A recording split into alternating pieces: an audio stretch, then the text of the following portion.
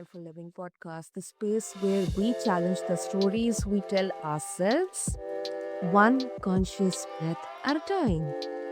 Now, today's episode is for anyone who's ever looked in the mirror and thought, this version of me, it doesn't feel like the whole truth.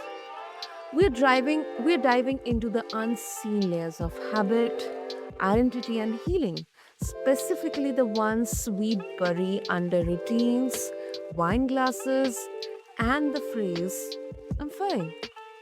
Joining me is Jessica Betancourt. She is a certified hypnotherapist and holistic health coach who specializes in helping people release outdated coping mechanisms, especially around alcohol, smoking, food, and other subconscious patterns that no longer serve their evolving selves. Now, listeners, Jessica isn't just teaching this work, she has lived it. From secretly managing daily wine habits while functioning as a mother and grad student to becoming powerful guide for subconscious transformation.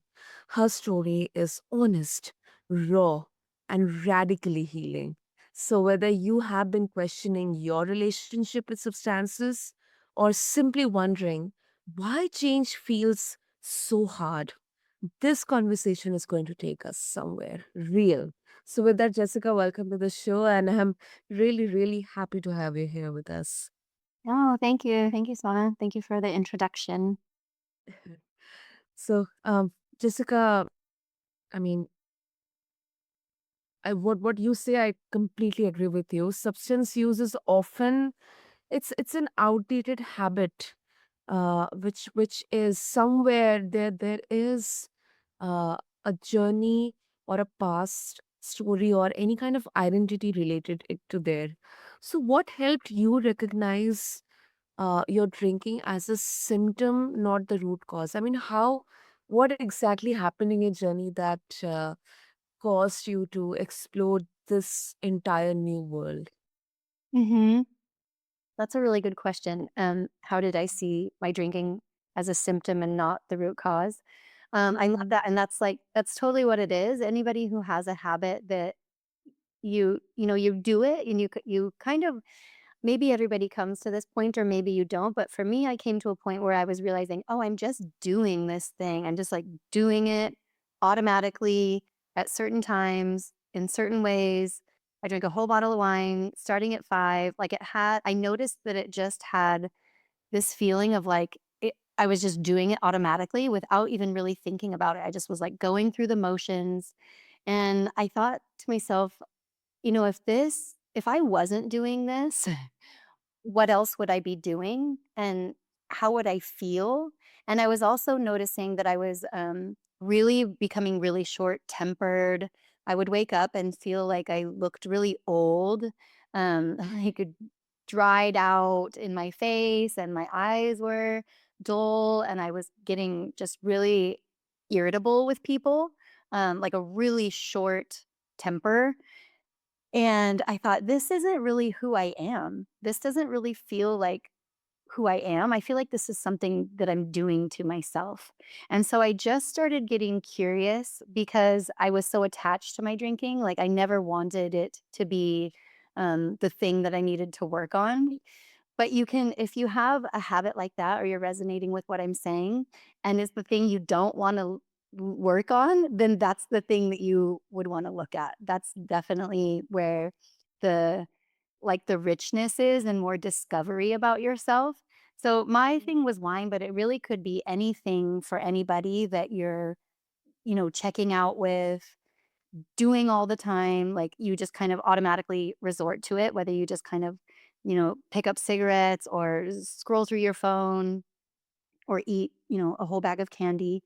If it's the thing that you really know that you're doing, but you also tell yourself that you really love it and that you don't want to look at it because you tell yourself that you love it so much, if you can just, give yourself some space and pausing before you do the thing, it will start to feel like it's um, on top of something else, right? It's like it's just a way in to doing deeper work on yourself. So for me, the way into doing deeper work on myself was to look at my relationship with alcohol, with wine in particular.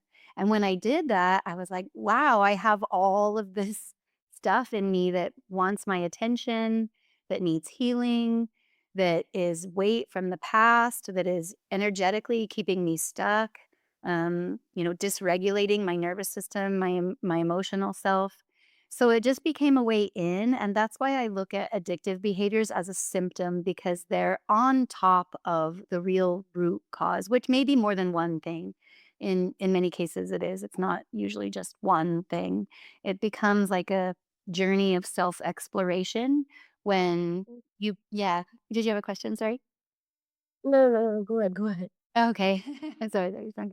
Um Yeah, just the thing that what my recommendation is to anybody who's listening to this or who might be on a similar path, to look at the thing that you're turning your attention and your time and your energy and you're investing yourself in that's maybe not for your greater good. That maybe it's a thing that helped you at a time in the past when you maybe didn't have other resources or you didn't know where to go for help or you didn't know how to deal with your life because maybe it was chaotic or traumatic, and see like how far back you can trace the use or the relationship with this thing. And then maybe you're at a point where you're far enough away from it where you can start to change your mind about who you're being in relationship to the thing. So it might be that you discover that you don't really need it the way that you used to. But your mind has created deep grooves, right? Like we create rituals and we create deep grooves in our consciousness and in our brains, like anatomically in our brains and in our bodies.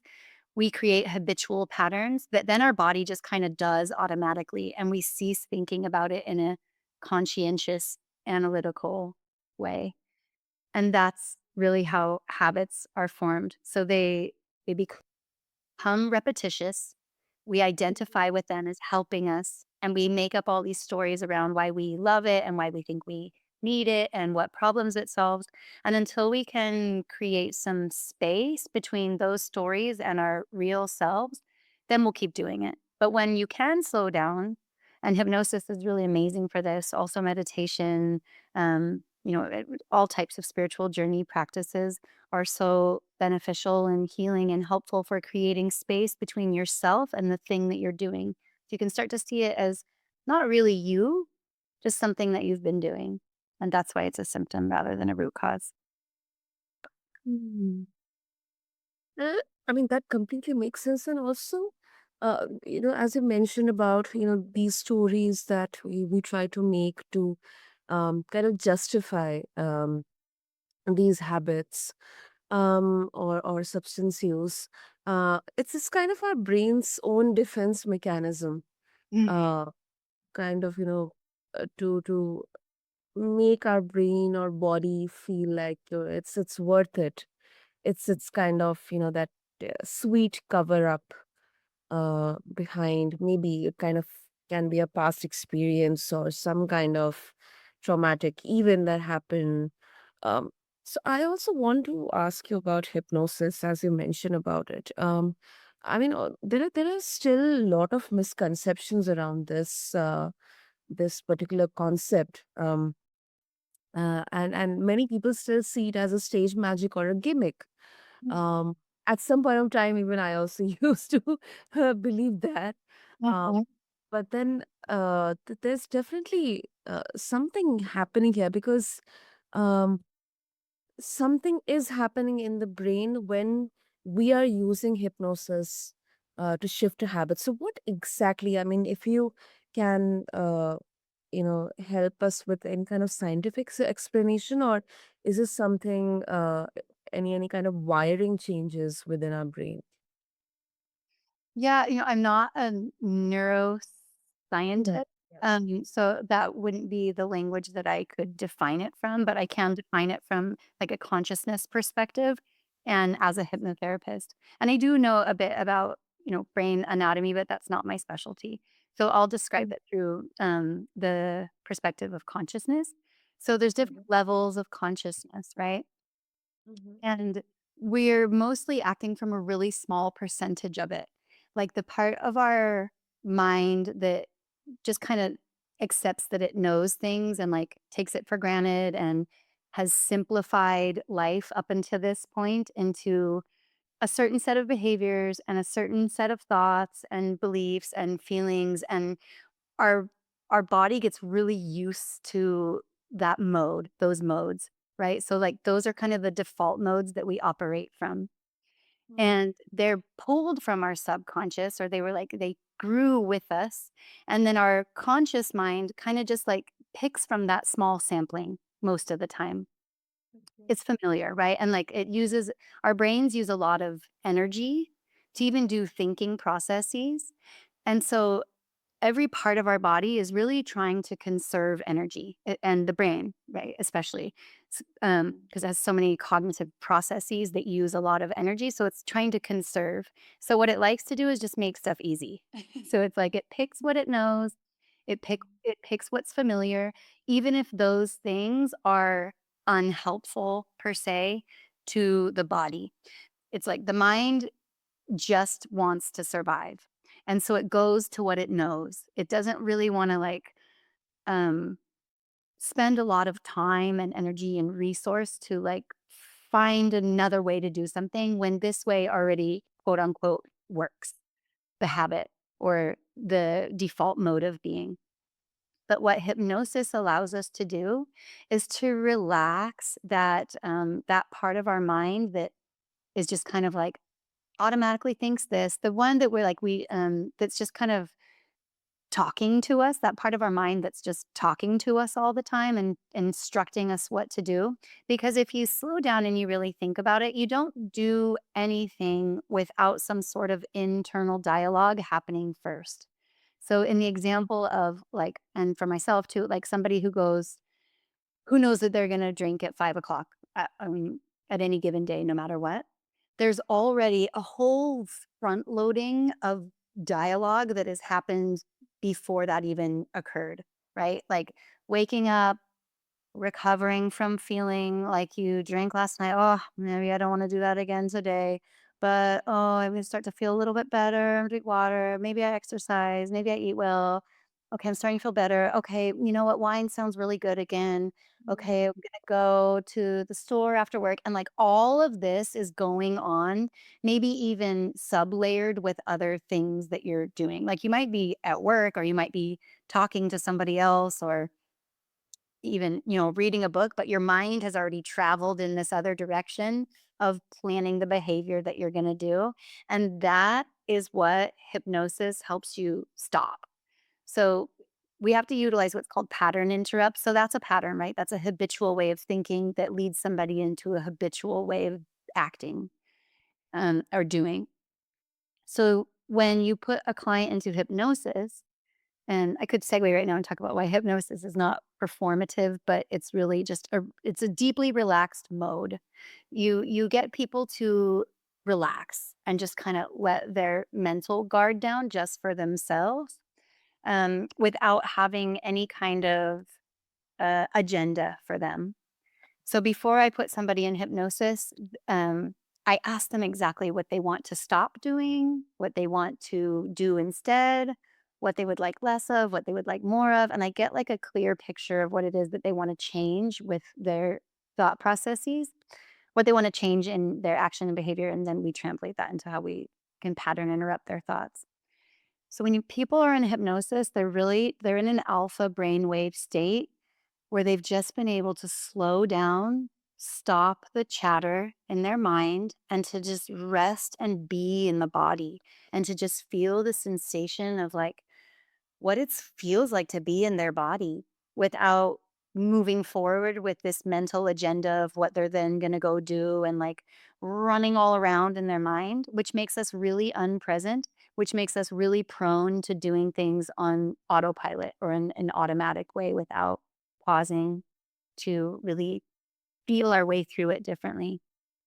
So when you put people into hypnosis, the practice that I do is called regression therapy.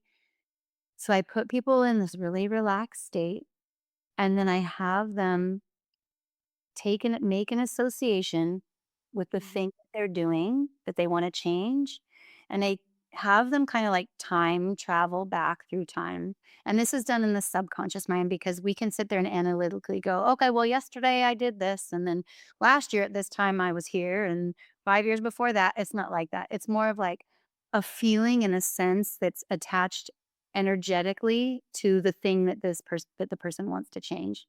Then they have them, like, feel their way back, and when people aren't talking to themselves with their analytical mind all the time, when that's kind of, like, can rest and relax, you can access these deeper parts of your memory, of your consciousness, of your mind in much more profound ways, and people find that they have other solutions back there, right? And they can see with a different frame of reference that the thing that they're doing, actually they started it a long time ago, usually most often, and that they were a completely different person back then. And then what I do is I help people see how they're different and what other options are available to them and what else they want to be doing with their body and with their time and their energy. And we're kind of like opening up their consciousness to this other realm of possibilities and giving them new ways to make neural connections. And then I install that kind of new behavior, like a not they do the behavior, but I install a new process of thinking that excites people because what typically happens when we try to change a habit is we tell ourselves we can't do it and it's got to stop. And we try to reason with ourselves like that. And that never works. It's like it's highly restrictive to the mind and the body, which then feels like it has to rebel. When we put these kind of restrictions on, then there's this backlash effect. So, Mhm. what hypnosis does really well is make the change feel exciting and fun and, like, something else to explore in, like, a safe and a fun way because the mind has to feel like it's safe in doing something new. Mm. Wow. And there's a lot going behind this, and um, what I can understand is it actually kind of help us build that readiness to change, because normally what happens in such habits, I mean, on one hand you are accepting that yes, I need to change, but that having that readiness in action itself, it is so difficult to execute. So I Mhm, think that's where hypnosis really creates that bridge. So mhm. I would love to know, your opinion on this. Yeah, that's a really good point. Um, and that is what it does. It helps you see yourself differently because if we always see ourselves as being the same, then we just do the same things, right? Our habits are attached to specific facets of our identity, and our identity is a construct, right? We either made it intentionally over time or it was just something that we developed in response to our environment and our culture and the way that we believe ourselves to be, but it's really all a construct. And so when you can understand that that's invented and it's not set in stone and it's really like a personality that we're behaving from, you can see how you can tweak different parts of it so that you can have different behaviors. Like, for example, if I really want to write a book, let's say, but I love writing and, I do pieces and parts of it here and there, but I don't think of myself as a writer. I just kind of always think of myself as like a hobbyist or maybe I don't think my writing's any good or not worth sharing, but I really have this desire to write and publish and share a book. As long as I think of myself as a non-writer and all of the things that go along with that, like it's a worthiness issue, I'm not good enough. Who's ever going to read this? Like, as long as that's all there, it's going to cancel out my ability to move forward with this vision and with this goal. As long as I see myself as somebody who's, not a writer. But the moment I shift my perspective and think of myself in terms of like, well, I am a writer. So what does a writer do? Well, a writer writes no matter what, right? Even in the face of all of that. Like this part of my personality has to move more into the forefront for me to be able to do that. And that's true with anybody who wants to achieve anything in any capacity, right? You want to run a marathon, you need to think of yourself as a runner. Then therefore, what does a runner do? How do they start their day? How do they treat their body? Thinking from this other perspective of who you're being informs the things that you do. And that's what is known as identity shifting or shifting your consciousness about who you're being. Um, so I did that for myself because I was such a wino. And I called myself a wino, right? Like jokingly, but our mind doesn't understand the difference between sarcasm or even negation, right? It only hears the language that you're using and it grabs onto it and that becomes part of your identity construct. So if we walk around like saying even kind of self-deprecating, joking things of like, "Oh god, I'm such a loser. Oh, I'm so slow. Oh, I'm always late. Oh, still I'm just, like, procrastinating." Like, and you don't wanna be that way, you've got to stop saying that stuff. You gotta stop talking to yourself that way. We speak into being who we are being, right? And we can do that you can do that with mantra work. You can do that by doing shadow work and uncovering the self limiting beliefs that you have around yourself. And what I've found is that hypnotherapy does that really well, but in probably in like a much more intense way. I think some people shy away from hypnotic work because it can feel intense in a smaller amount of time. But I look at it as like efficiency, that you're kind of taking months or even years worth of work that you could do or set out to yourself to do, and you Mhm, put it in like a 2-hour session. Often these sessions, the way that I work and with my clientele, they can be rather intense emotionally. People are allowing their body to process things that have been pushed down inside of them for probably years and years and years. And mhm, they're allowing themselves this space of having a release. We have to release the emotional weight and the energetic weight that we're holding on to because it's very much associated and connected to the beliefs that we're telling ourselves. Like they're the same, right? If I tell myself that I'm a loser, and when I say that and I can feel it in my chest, it means it needs to come out of my body as well as out of my mouth. I need to stop saying that and I need to be able to release it out of the body. So in hypnosis, you can achieve both of these things. Um, and it's not a prescribed method either. It's like every session, every client has their own experience, but we don't have enough. I don't know. I mean, it's a blanket statement, but like generally, we don't have the space held for us to be able to mhm. just process emotions in a raw way like that with somebody who's really non-objective to the outcome. Hmm.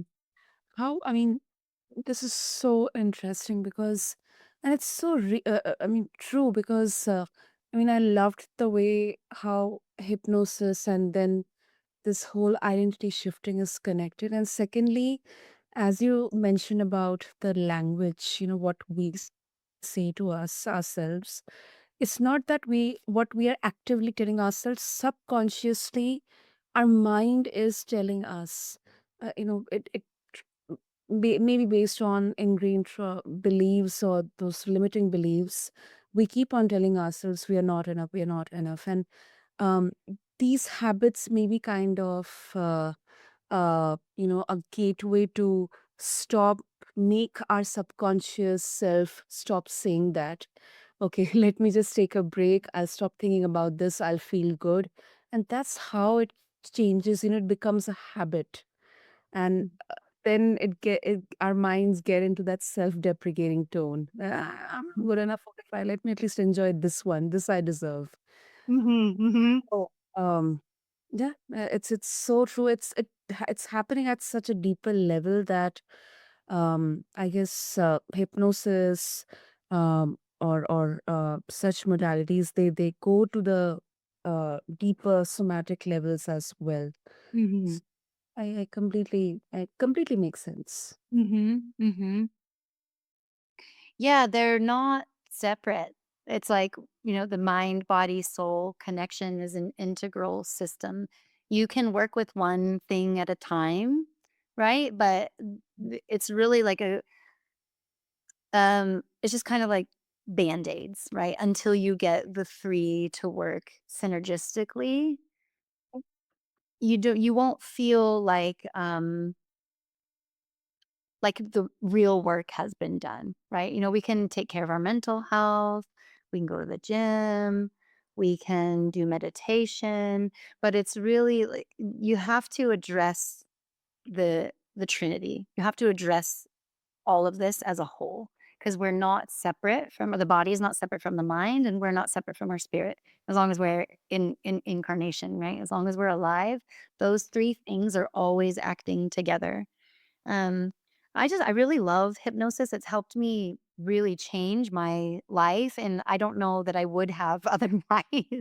I mean, it's just a wonderful, wonderful modality that's safe, that is can work in some way for probably anybody who, is willing to see what they have previously not wanted to or not been able to.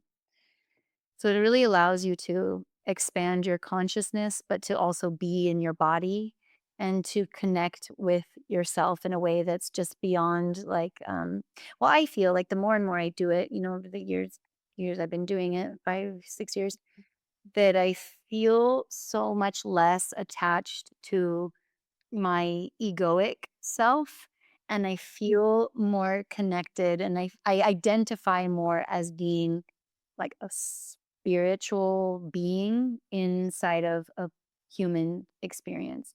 So that also, like, being able to shift your perspective into something of that type allows you to feel less reactive to trivial things or things that used to really set you off or make you angry. You feel more like detached from things that are really not that significant in the greater scheme of living. So it really helps, and it's really helped me to redefine what living means and what I want it to be like. I don't want to feel small and I don't want to feel scared and I don't want to feel like I have to drink to have fun or to relax. That to me, as I look at it now and, having done the work that I do, that I was like, oh my gosh, I was like under a spell or I was in this trap that I didn't know how to get out of because I didn't even know that I was in one. So it just really helps you be able to step back and see things, from just a wider perspective rather. That is so true, and that's so awesome. That's so awesome, Jess. So before we wrap up, Mhm. um, if our listeners they would like to explore more about hypnosis, identity shifting, and if they are willing to get started on this journey with the right guidance, how they can reach out to you. Sure. My hypnotherapy practice is called La Vida Salud, Spanish term phrase. That's It fine. means the life, health life. La Vida Salud Hypnotherapy. And you can also find me on YouTube and my podcast under the name The Radical Healing Podcast with Jessica Betancourt. That's wonderful. I'll make sure to have all the links in the show notes. And Jessica, this has been such an informative, insightful conversation. I personally uh, so very well understood the relation between, first of all, the concept of how it's more than a symptom. I mean, not the root cause, these habits. Then we explored about hypnosis We understood about identity shifting, and it's really about reclaiming the authorship of your life. So thank you so much for your Mhm. conversation. Yeah, my pleasure. Thanks for having me on here. So to all the listeners, or to anyone who's listening to us and who is carrying quite shame or stuck in the loop of, I know better, but I can't stop. Let this be a reminder, listener. You are not broken, you're not alone, and your habits are not your identity. You can connect with Jessica and explore her resources through the Radical Healing podcast. And just refer to the show notes along with this episode. Until next time, I urge all of you to stay mindful, stay curious, and as always, give yourself that permission to change. Thank you. Mm. Thank you.